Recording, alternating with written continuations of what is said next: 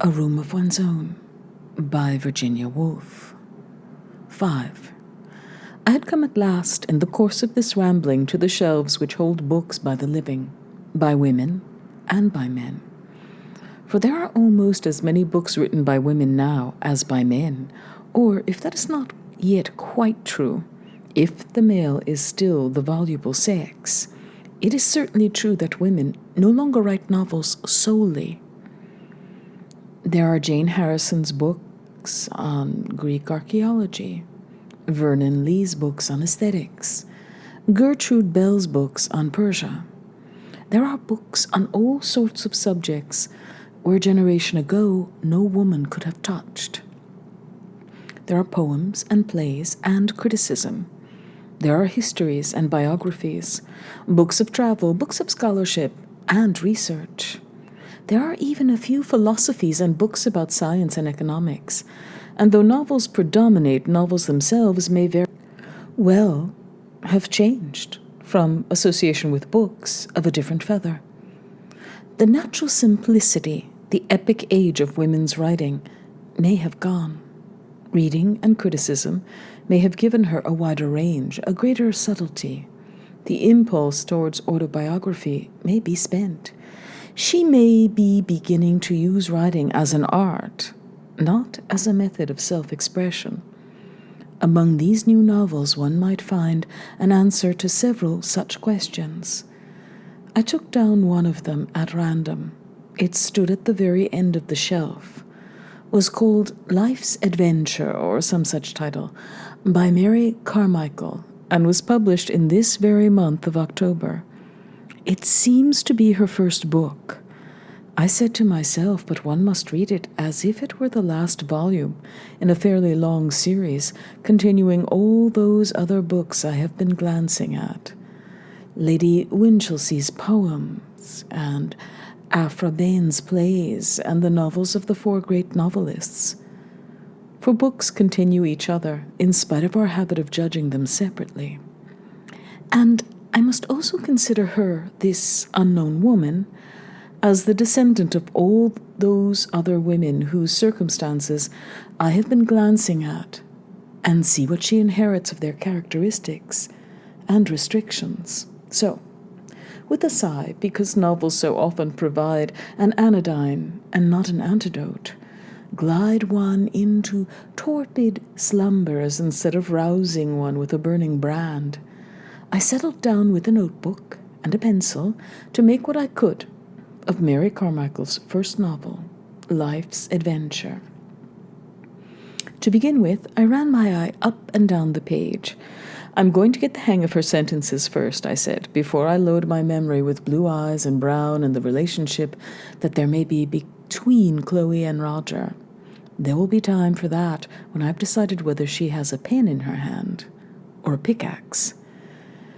So, I tried a sentence or two on my tongue. Soon it was obvious that something was not quite in order. The smooth gliding of sentence after sentence was interrupted. Something tore, something scratched. A single word here and there flashed its torch in my eyes. She was unhanding herself, as they say in the old plays. She's like a person striking a match that will not light, I thought. But why? I asked her, as if she were present. Are Jane Austen's sentences not of the right shape for you? Must they all be scrapped because Emma and Mr. Woodhouse are dead? Alas, I sighed, that it should be so. For while Jane Austen breaks from melody to melody, as Mozart from song to song, to read this writing was like being out at sea in an open boat. Up one went, down one sank.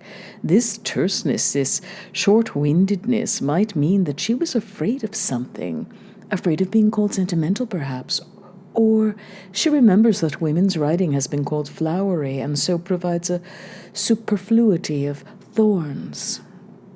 But until I have read a scene with some care, I cannot be sure whether she is being herself or someone else. At any rate, she does not lower one's vitality, I thought, reading more carefully, but she is heaping up too many facts. She will not be able to use half of them in a book of this size. It was about half the length of Jane Eyre. However, by some means or other, she succeeded in getting us all, Roger, Chloe, Olivia, Tony, and Mr. Bigham, in a canoe up the river. "Wait a moment," I said, leaning back in my chair. "I must consider the whole thing more carefully before I go any further. I am almost sure," I said to myself, "that Mary Carmichael is playing a trick on us, for I feel as one feels on a switchback railway when the car, instead of sinking, as one has been led to expect, swerves up again. Mary is tampering with the expected sequence. First, she broke the sentence. Now she has broken the sequence. Very well. She has every right to do both these things if she does them not for the sake of breaking, but for the sake of creating. Which of the two it is, I cannot be sure until she has faced herself with the situation. I will give her every liberty," I said, "to choose what that situation shall be.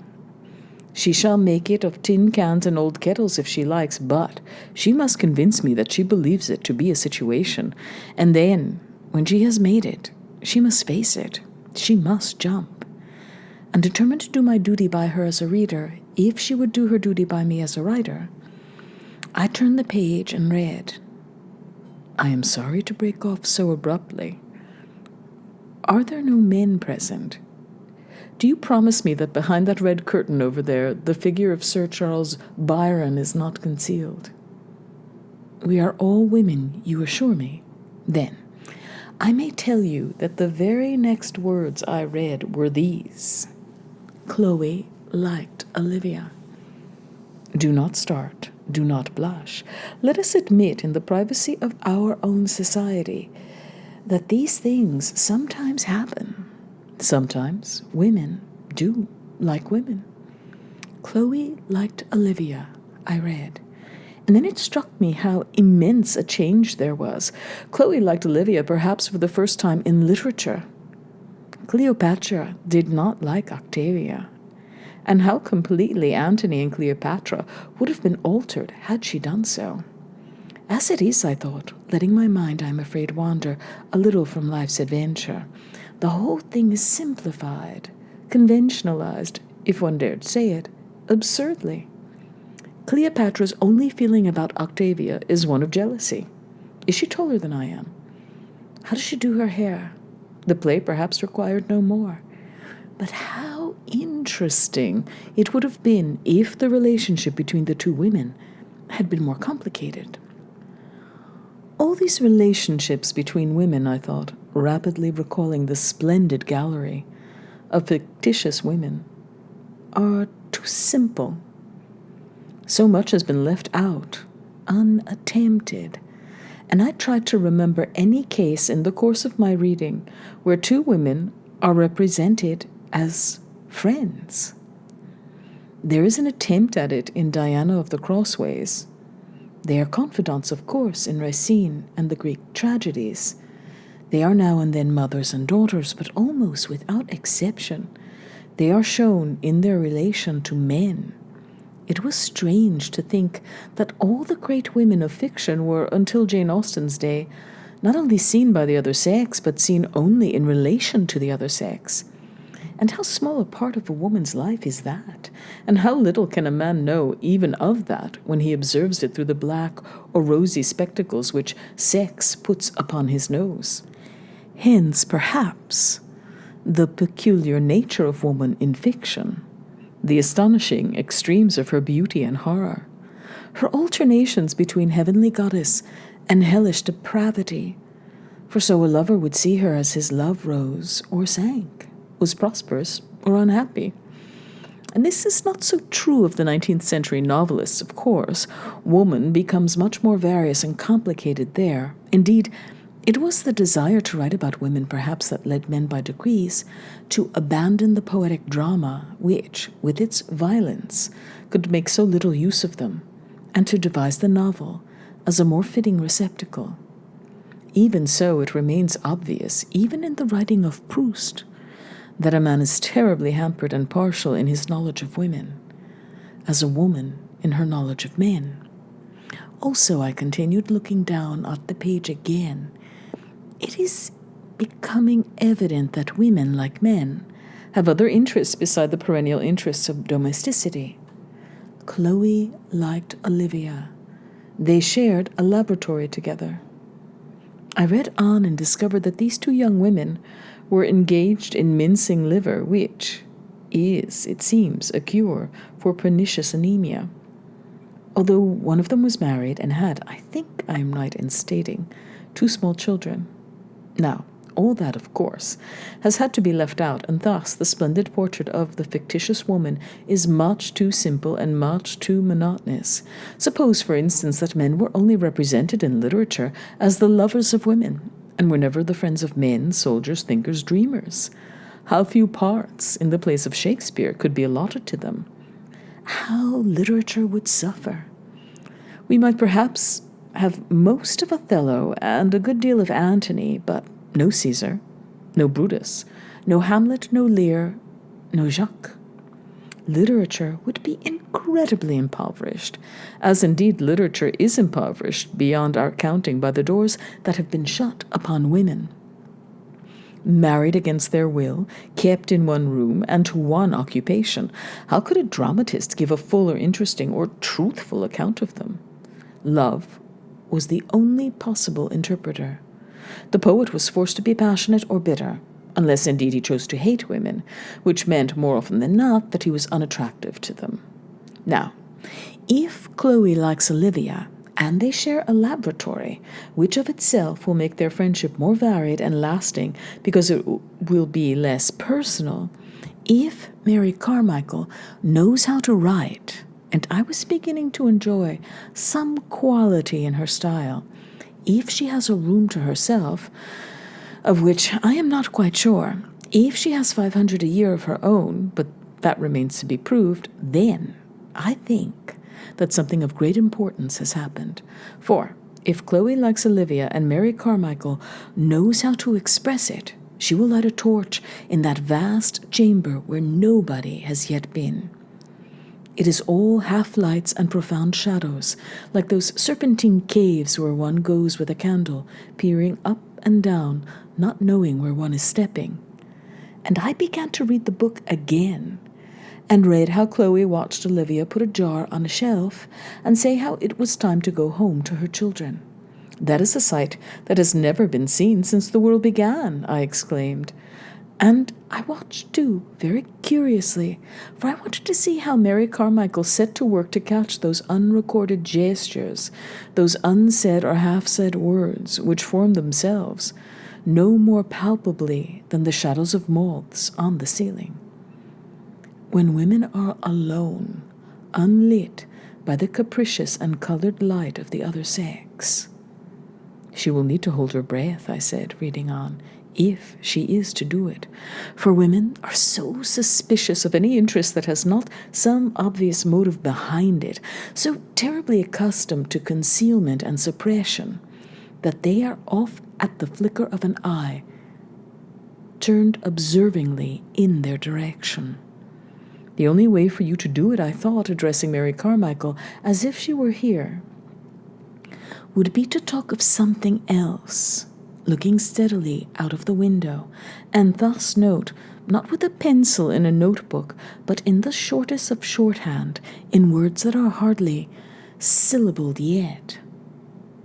What happens when Olivia, this organism that has been under the shadow of the rock these million years, feels the light fall on it, and sees coming her way a piece of strange food, knowledge, adventure, art?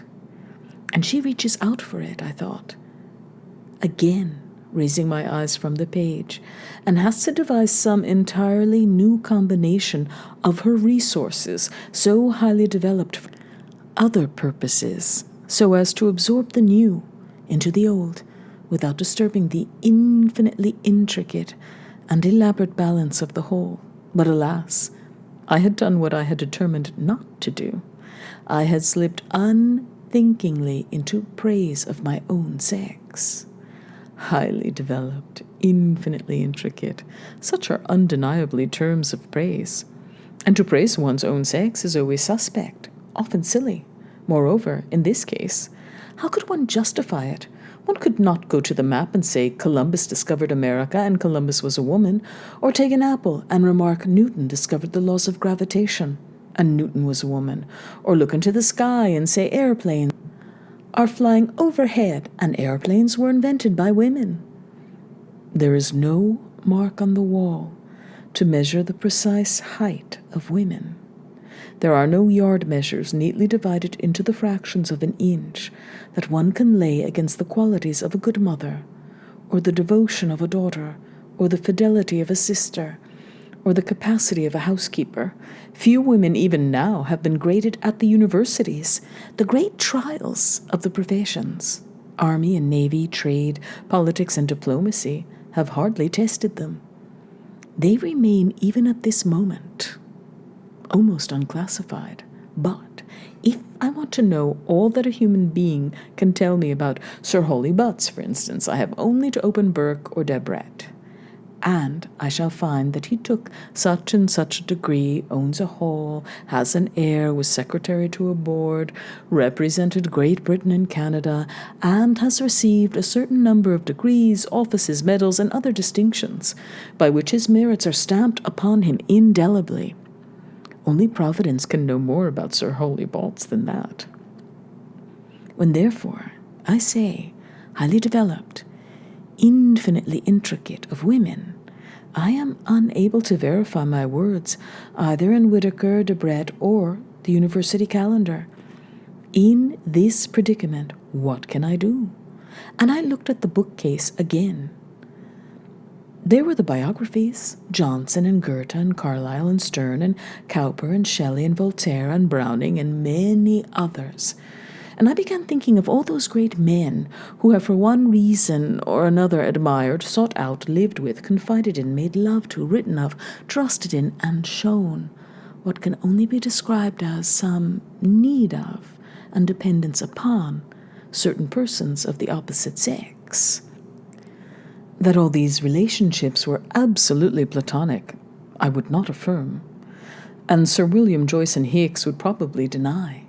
But we should wrong these illustrious men very greatly if we insisted that they got nothing from these alliances but comfort, flattery, and the pleasures of the body. What they got, it is obvious, was something that their own sex was unable to supply, and it would not be rash, perhaps, to define it further, without quoting the doubtless rhapsodical words of the poets as some stimulus, some renewal of creative power which is in the gift only of the opposite sex to bestow. He would open the door of drawing room or nursery, I thought, and find her among her children, perhaps, or with a piece of embroidery on her knee, at any rate, the center of some different order and system of life. And the contrast between this world and his own, which might be the law courts or the House of Commons, would at once refresh and invigorate. And there would follow, even in the simplest talk, such a natural difference of opinion that the dried ideas in him would be fertilized anew. And the sight of her creating in a different medium from his own would so quicken his creative power that insensibly his sterile mind would begin to plot again, and he would find the phrase or the scene which was lacking when he put on his hat to visit her. Every Johnson has his Thrale, and holds fast to her for some reasons as these, and when the Thrale marries her Italian music master, Johnson goes half mad with rage and disgust. Not merely that he will miss his pleasant evenings out at Streatham, but that the light of his life will be as if gone out. And without being Dr. Johnson or Goethe or Carlyle or Voltaire, one may feel, though very differently from these great men, the nature of this intricacy and the power of this highly developed creative faculty among women. One goes into the room, but the resources of the English language would be much put to the stretch, and whole flights of words would need to wing their way illegitimately into existence before a woman could say what happens when she goes into a room. The rooms differ so completely. They are calm or thunderous, open on to the sea, or on the contrary, give on to a prison yard, are hung with washing or alive with opals and silks, are hard as horsehair or soft as feathers. One has only to go into any room in any street for the whole of that extremely complex force of femininity to fly in one's face. How should it be otherwise? For women have sat indoors all these millions of years, so that by this time the very walls are permeated by their creative force, which has indeed so overcharged the capacity of bricks and mortar that it must needs harness itself to pens and brushes and business and politics. But this creative power differs greatly from the creative power of men, and one must conclude that it would be 1,000 pities if it were hindered or wasted, for it was won by centuries of the most drastic discipline, and there is nothing to take its place. It would be 1,000 pities if women wrote like men, or lived like men, or looked like men, for if two sexes are quite inadequate, considering the vastness and variety of the world, how would we manage with one only? Ought not education to bring out and fortify the differences, rather than the similarities? For we have too much likeness as it is. And if an explorer should come back and bring word of other sexes looking through the branches of other trees at other skies, nothing would he of greater service to humanity, and we should have the immense pleasure, into the bargain, of watching Professor X rush for his measuring rods to prove himself superior. Mary Carmichael, I thought, still hovering a little distance above the page, will have her work cut out for her merely as an observer. I am afraid indeed that she will be tempted to become what I think the less interesting branch of the species, the naturalist novelist, and not the contemplative. There are so many new facts for her to observe. She will not need to limit herself any longer to the respectable houses of the upper middle classes. She will go, without kindness or condescension, but in the spirit of fellowship, into those small scented rooms where sit the courtesan, the harlot, and the lady with the pug dog. There they still sit in the rough and ready-made clothes that the male rider has had perforce to clap upon their shoulders. But Mary Carmichael will have out her scissors and fit them close to every hollow and angle. It will be a curious sight, when it comes, to see these women as they are. But we must wait a little, for Mary Carmichael will still be encumbered with that self-consciousness in the presence of sin, which is the legacy of our sexual barbarity. She will still wear the shoddy old fetters of class on her feet. However, the majority of women are neither harlots nor courtesans, nor do they sit clasping pug dogs to dusty velvet all through the summer afternoon. But what do they do then? And there came to my mind's eye one of those long streets somewhere south of the river, whose infinite rows are innumerably populated. With the eye of the imagination, I saw a very ancient lady crossing the street on the arm of a middle-aged woman, her daughter perhaps, both so respectably booted and furred that their dressing in the afternoon must be a ritual, and the clothes themselves put away in cupboards with camphor, year after year throughout the summer months. They cross the road when the lamps are being lit, for the dusk is their favorite hour, as they must have done year after year. The elder is close on 80, but if one asked her what her life has meant to her, she would say that she remembered the streets lit for the Battle of Balaclava, or had heard the guns fire in Hyde Park for the birth of King Edward VII.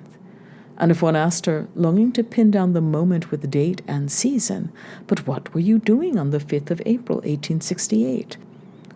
Or the 2nd of November, 1875? She would look vague and say she could remember nothing. For all the dinners are cooked, the plates and cups washed, the children sent to school and gone out into the world. Nothing remains of it. All has vanished. No biography or history has a word to say about it, and the novels, without meaning to, inevitably lie.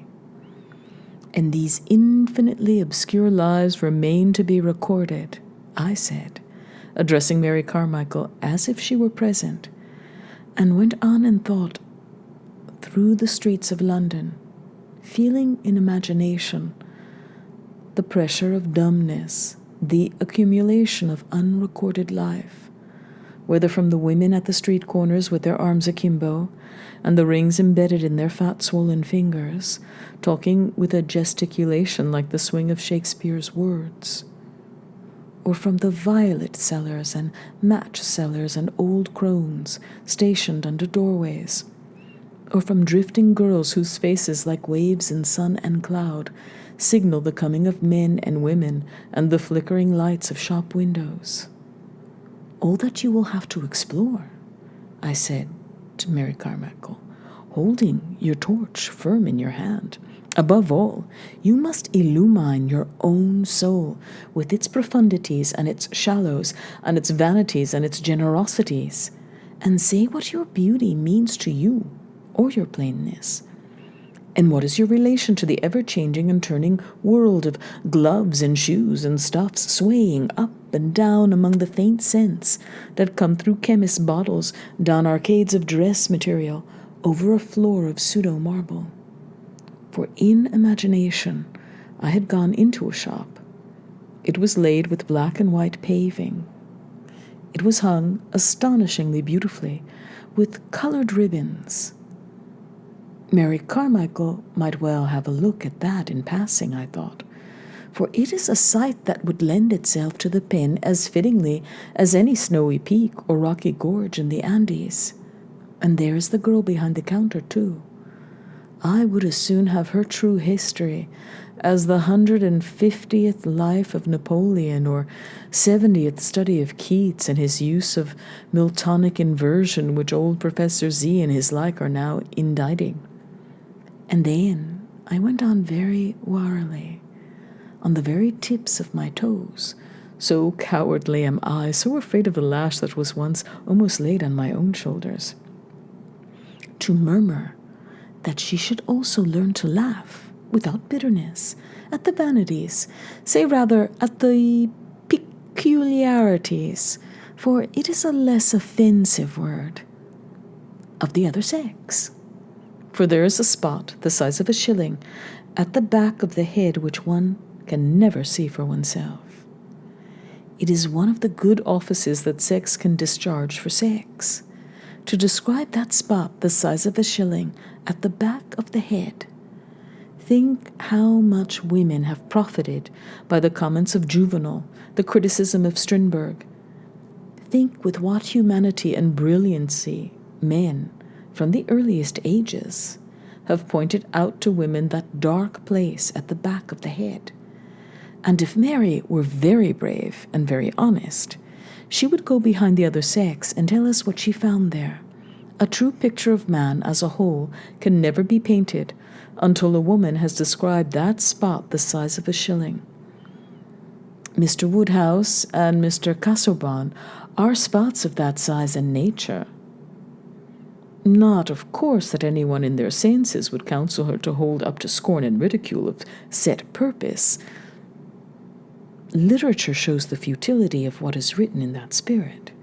Be truthful, one would say, and the result is bound to be amazingly interesting. Comedy is bound to be enriched. New facts are bound to be discovered. However, it was high time to lower my eyes to the page again. It would be better, instead of speculating what Mary Carmichael might write and should write, to see what, in fact, Mary Carmichael did write. So I began to read again. I remembered that I had certain grievances against her. She had broken up Jane Austen's sentence, and thus giving me no chance of pluming myself upon my impeccable taste, my fastidious ear. For it was useless to say, yes, this is very nice, but Jane Austen wrote much better than you do, when I had to admit that there was no point of likeness between them. Then she had gone further and broken the sequence, the expected order. Perhaps she had done this unconsciously, merely giving things their natural order as a woman would, if she wrote like a woman. But the effect was somehow baffling. One could not see a wave heaping itself, a crisis coming round the next corner. Therefore, I could not plume myself either upon the depths of my feelings and my profound knowledge of the human heart. For whenever I was about to feel the usual things in the usual places, about love, about death, the annoying creature twitched me away, as if the important point were just a little further on, and thus she made it impossible for me to roll out my sonorous phrases about elemental feelings, the common stuff of humanity, the depths of the human heart, and ail those other phrases which support us in our belief that, however clever we may be on top, we are very serious, very profound, and very humane underneath. She made me feel, on the contrary, that instead of being serious and profound and humane, one might be, and the thought was far less seductive, merely lazy-minded and conventional into the bargain. But I read on and noted certain other facts. She was no genius, that was evident. She had nothing like the love of nature, the fiery imagination, the wild poetry, the brilliant wit, the brooding wisdom of her great predecessors. Lady Winchelsea, Charlotte Bronte, Emily Bronte, Jane Austen, and George Eliot. She could not write with the melody and the dignity of Dorothy Osborne. Indeed, she was no more than a clever girl whose books will no doubt be pulped by the publishers in 10 years' time. But, nevertheless, she had certain advantages which women of far greater gift lacked, even half a century ago. Men were no longer to her the opposing faction. She need not waste her time railing against them. She need not climb on the roof and ruin her peace of mind longing for travel, experience, and a knowledge of the world and character that were denied her.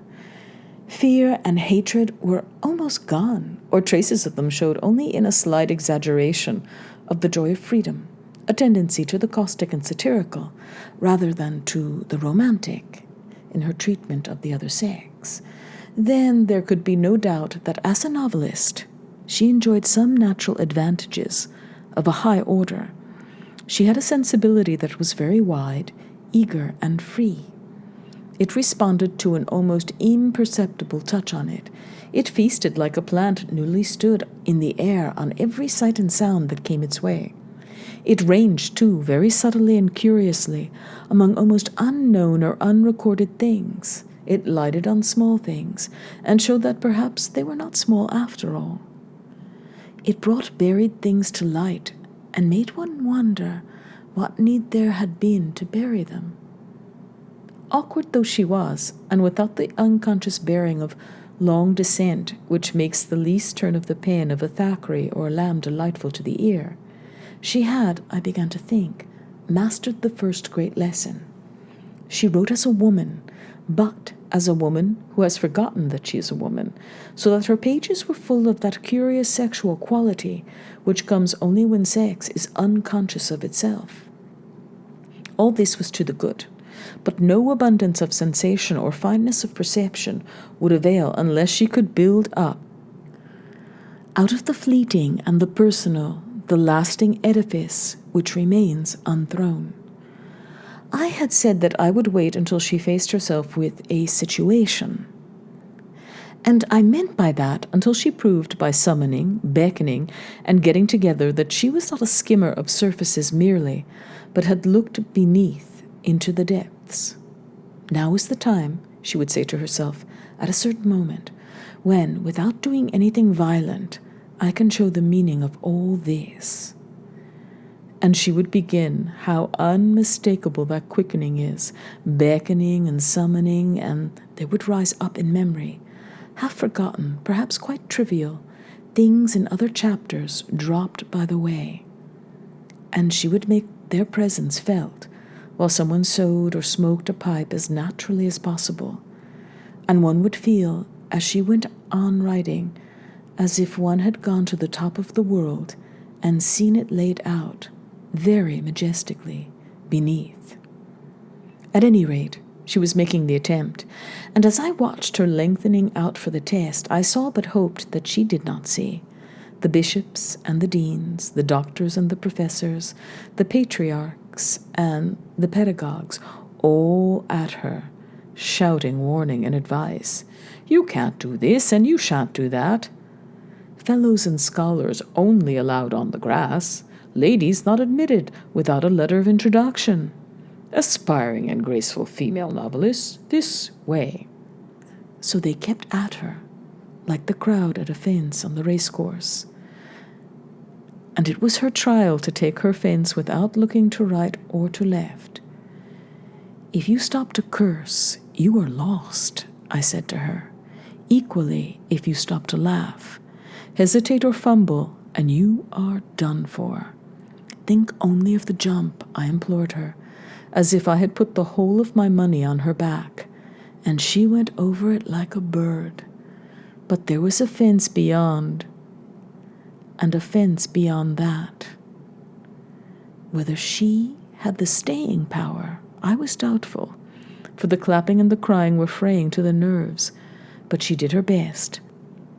Considering that Mary Carmichael was no genius, but an unknown girl writing her first novel in a bed-sitting room without enough of those desirable things, time, money, and idleness, she did not do so badly, I thought. Give her another 100 years, I concluded, reading the last chapter. People's noses and bare shoulders showed naked against a starry sky, for someone had twitched the curtain in the drawing-room. Give her a room of her own, and 500 a year.